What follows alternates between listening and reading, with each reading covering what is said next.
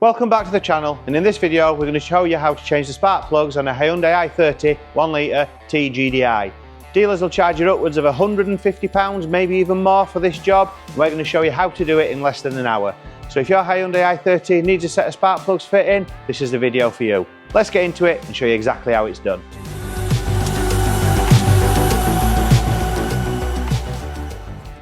For this job you'll need the following. You'll need the 3 spark plugs, which are SILK-R8J8GS. They are dealer plugs, so we're using OEM parts. You'll need a 10mm to get the coils bolt out, an extension, a ratchet, 3/8 ratchet, and we're using a 3/8 torque wrench to torque down the spark plugs, which are 20 to 25 Newton meters. Once you've got all your bits, you're ready to start the job. So your first job on this one is to remove this plastic cover, which is over the top of your spark plugs and your coil packs. There's no bolts or screws, this is purely a clip off, and if you pry upwards on it, it will come off nice and easily like that. On this vehicle, you've got 3 spark plugs, 3 coil packs, and the first thing to do is to wind your 10mm out and not drop them like I've just done. Some of these stay captive in the holder, these ones don't, as I've just found out. So just be careful when you're taking them out. Don't do what I did and drop it.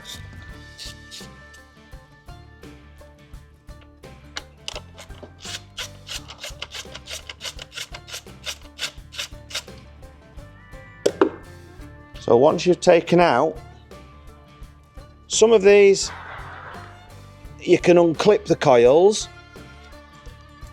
You have to pull up gently and you'll be able to remove the coils. They do stick a little bit, so when you're pulling them you will feel resistance.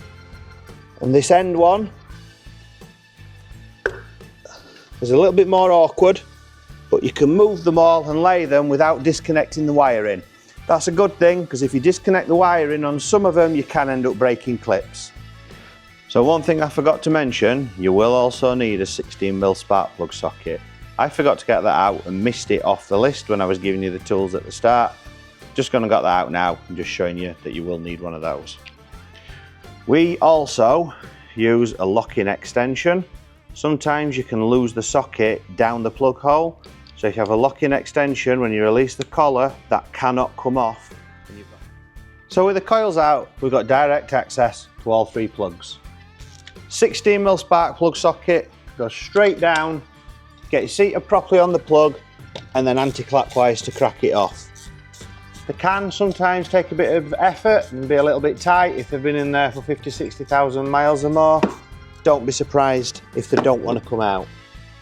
But once you've cracked them off, you should be able to wind them out by hand.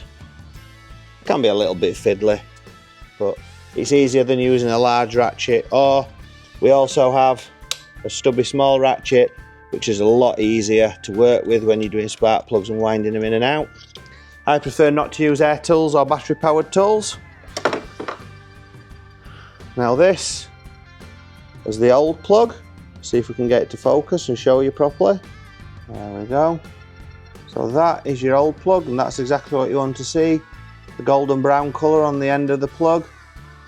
The gap is still okay. I think this one's done 40,000 miles. And if we show you a new one against the old one, that is what they look like. The gaps themselves are relatively similar, but obviously this is a serviceable item and we're changing them for the service. It's having a 40k service at the minute. So we will be doing a few other videos as well, showing you how to do other jobs. So make sure that you're very careful when you're starting the new spark plug that you're fitting on the threads, because if you cross thread it and damage the threads, that'll cause you a big headache that you don't want to have to deal with. It's a very specialist job to start sorting the threads in a spark plug hole, not even something I like doing. These should be torqued down to 20 to 25 Newton meters, so once it nips, we've got a 3/8 torque wrench, which we will set at 25 Newton meters. And that is it. That spark plug is now torqued down. And then it's a case of putting your coil pack back in. You've got your 10mm bolt to put back in.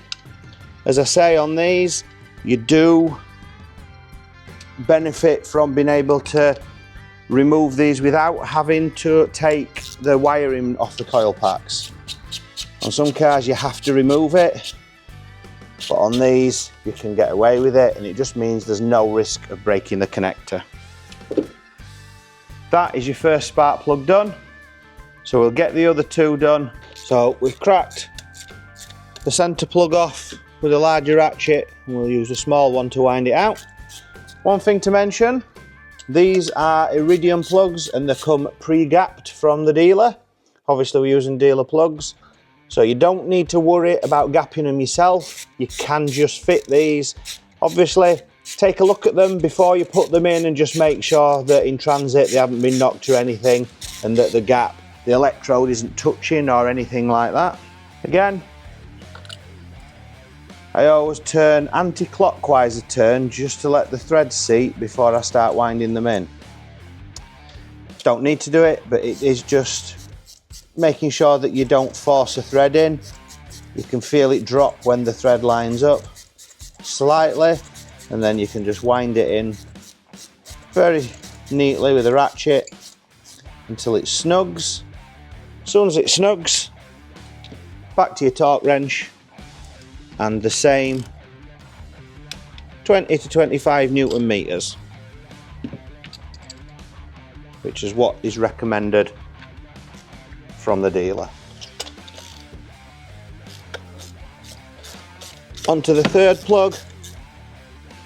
Again, start it with a larger ratchet and I'll move on to the smaller one, but if you don't have a smaller ratchet, you can generally wind them out by hand or keep using your larger ratchet. Again, I do advise against using air or battery tools. It just can lead to problems that you don't want to have to deal with at a later date. So again, check the end of your spark plug, make sure that your gap is okay.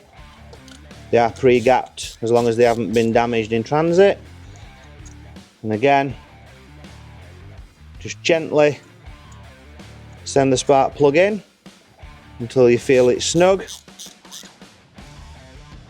These don't have a crush washer, these just have a normal washer, so you haven't got to crush the crush washer. Again, torque to 25 Newton meters.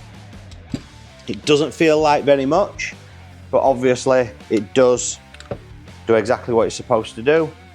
And once you've done that, put the coils back in.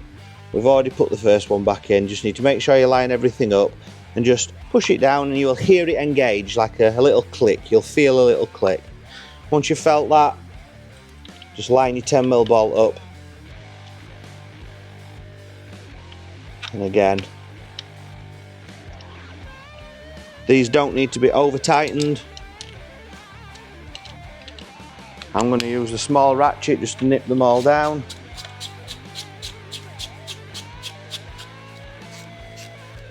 And just a little nip, that's all they need.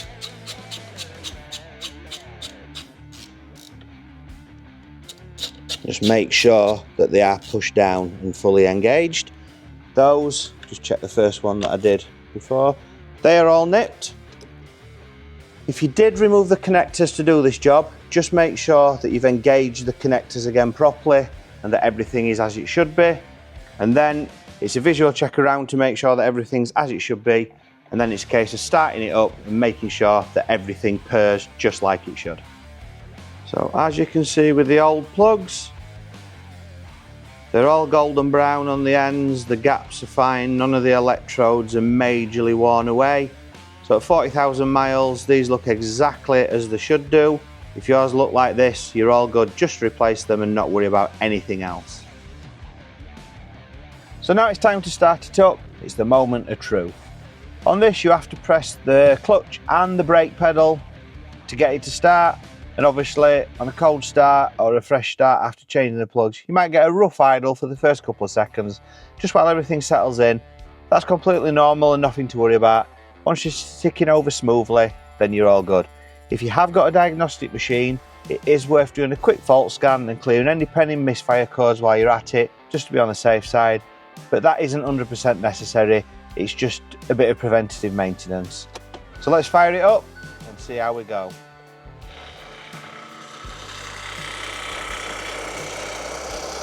So as you can see, everything's running smoothly, so all we have to do now is put the cover back on, and that is the job finished. And that's the job done. As spark plug changes go, this one's pretty straightforward. As long as you've got the right spark plug socket, which I forgot, and you're not cross-threading on the way back in, you'll have no issues at all.